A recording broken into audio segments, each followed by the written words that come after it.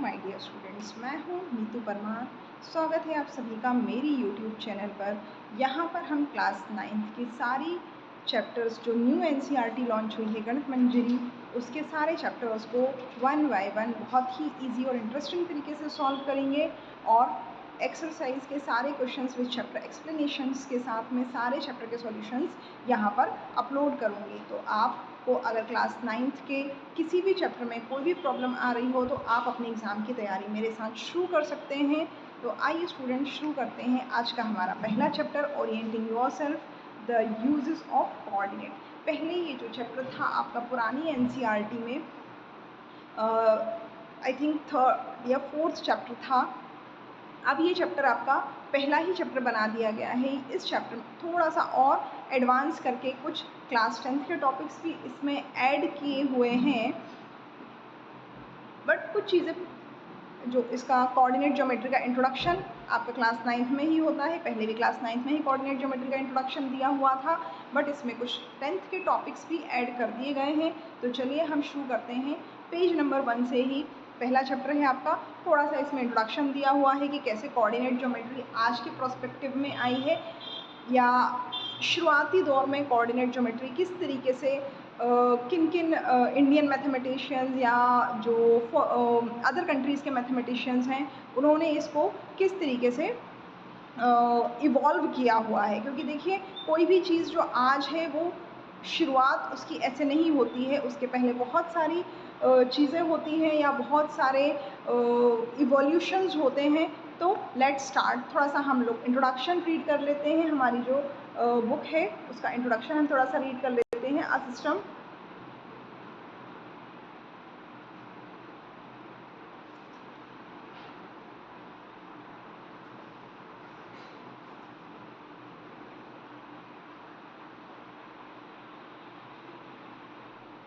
A system of coordinate is a structural framework, जैसे कि grid system होता है, मतलब कोऑर्डिनेट का जो सिस्टम होता है एक अच्छा सा फ्रेमवर्क होता है किसी भी मैप पे या ग्राफ पेपर पे, जिससे हम किसी भी एक जगह को या किसी एक लोकेशन को हम डिस्क्राइब कर सकते हैं। अब ये ग्रिड बेस्ड सिस्टम कहाँ से आया है या ज्योमेट्री में इसकी ज़रूरत क्यों पड़ी, वो इसलिए पड़ी कि किसी भी एक बड़े से स्पेस में किसी एक पॉइंट को लोकेट करने के लिए ग्रिड सिस्टम की या कोऑर्डिनेट ज्योमेट्री की या ज्योमेट्री में किसी भी एक पॉइंट को लोकेट करने के लिए चीज़ों की ज़रूरत पड़ी। अब होता क्या है, the first systematic use of grid occurred thousands of year ago on a massive urban scale in the Sindhu Saraswati civilisation.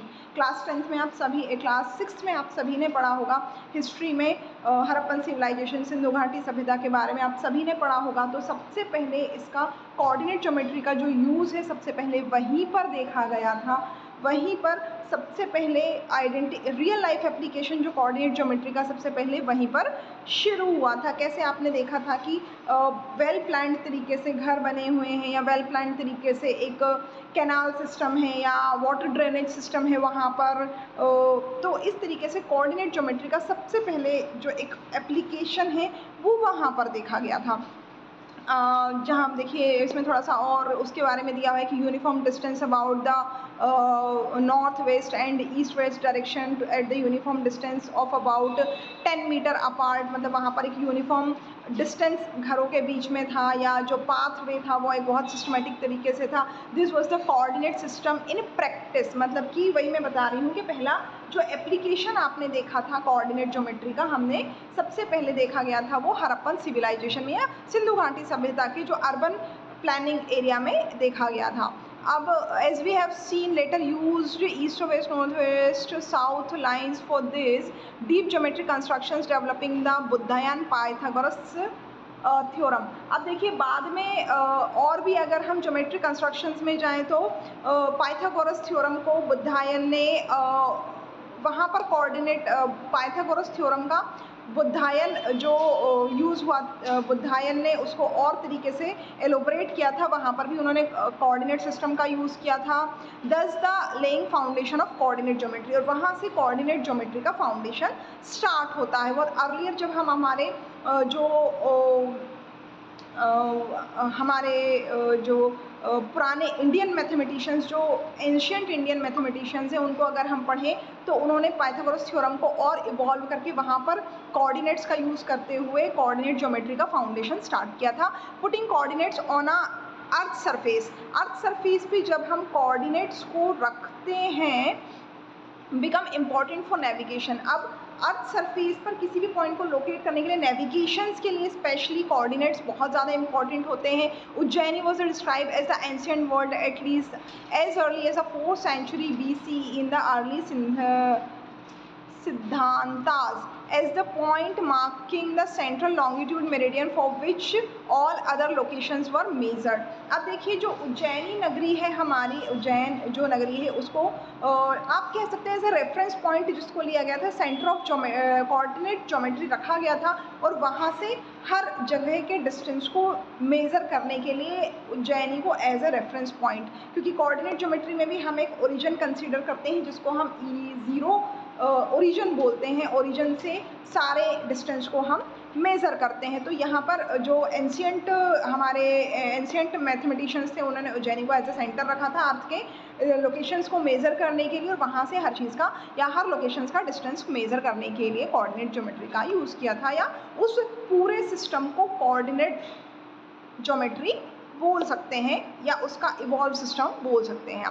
As the point वो मेजर द ग्रीक मैथमेटिशियंस, अब यहाँ पर एक ग्रीक मैथमेटिशियंस उन्होंने भी earlier works in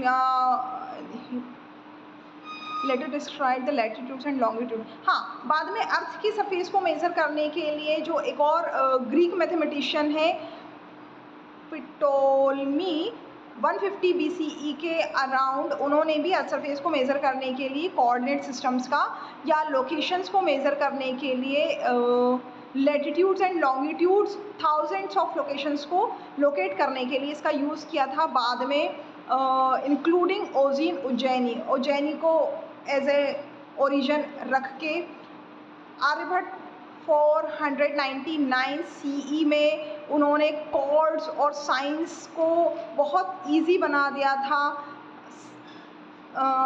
calculate the coordinates of star और अ city, किसी city की कोऑर्डिनेट्स को फाइंड आउट करने के लिए या किसी स्टार की लोकेशन को फाइंड आउट करने के लिए हमारे जो आर्यभट्ट हैं उन्होंने भी कोऑर्डिनेट ज्योमेट्री का यूज़ किया था।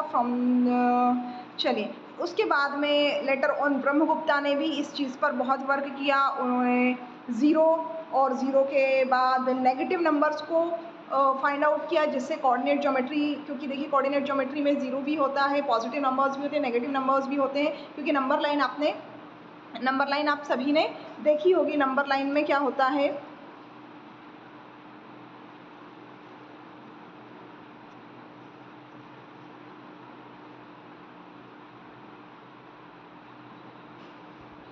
नंबर लाइन आपने सभी ने देखी होगी। नंबर लाइन में होता क्या है, कुछ पॉजिटिव नंबर्स होते हैं, नेगेटिव नंबर्स होते हैं और ज़ीरोज़ होते हैं।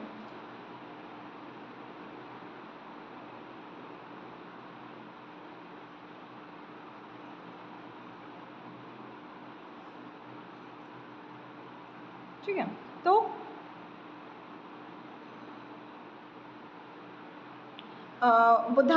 ब्रह्मगुप्ता ने पॉजिटिव और नेगेटिव नंबर्स साथ ही साथ जीरो का जो है यूज़ करके कोऑर्डिनेट ज्योमेट्री को और भी ज़्यादा क्वाड्रेंट कार्टिजन प्लेन को इवॉल्व किया या उस पर वर्क किया। वो लेकर आए कि 4 जो क्वाड्रेंट होते हैं कार्टिजन प्लेन में, वहाँ पर हम किस तरीके से चीज़ों को कैलकुलेट करते हैं।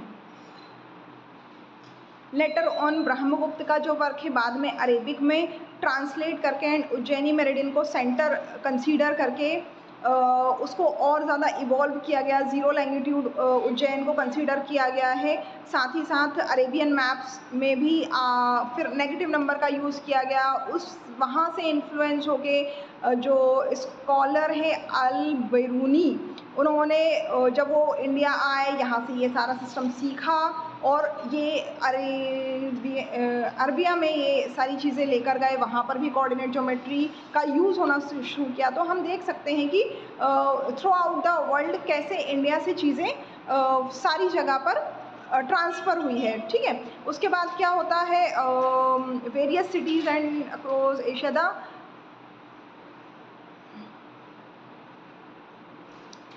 फिर यहाँ पर ओमार खयाम का वर्क भी दिया हुआ है, who had become an expert in the Indian decimal system, जो कि इंडियन डेसिमल सिस्टम में बहुत एक्सपर्ट थे और प्रॉब्लम रिलेटेड टू ज्योमेट्री वो इंटरप्रीट करते थे। उन्होंने प्रॉब्लम जो ज्योमेट्री से रिलेटेड प्रॉब्लम है वो कोऑर्डिनेट प्लेन पर लोकेट इंटरप्रीट किया था। ये सारे जो कंसेप्ट्स हैं इवेंचुअली समहाउ ये किसी तरीके से यूरोप पहुंचते हैं और यूरोप में जो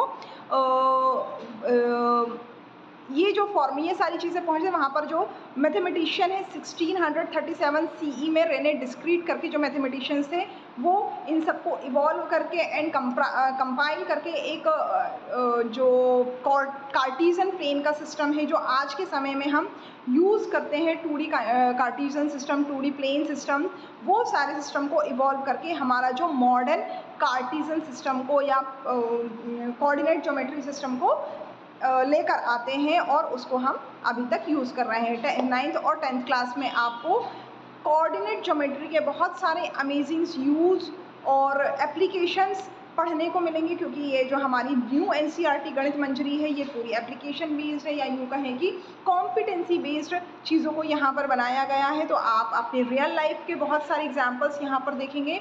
चलिए अब थोड़ा सा 1.2 में क्या दिया हुआ है देख लेते हैं। इन the beginning of the academic year, एक स्टोरी छोटी सी दी हुई है कि एक एकेडमिक ईयर स्टार्ट होता है, जैसे अभी आपका एकेडमिक ईयर स्टार्ट होने वाला है 2026 एंड 27 वाला, वहाँ पर बहुत सारे लोगों का ट्रांसफ़र होता है। ऐसे ही जो रेयान है वो रेयान और उनकी Rayan year and in the beginning of the academic year and Rayan is both excited and nervous. Rayan जो था वो बहुत एक्साइटेड भी था, नर्वस भी था, क्योंकि क्या होता है उनकी जो फैमिली है वो न्यू सिटीज़ में जाती है, उनके पेरेंट्स का ट्रांसफ़र हो रहा होता है।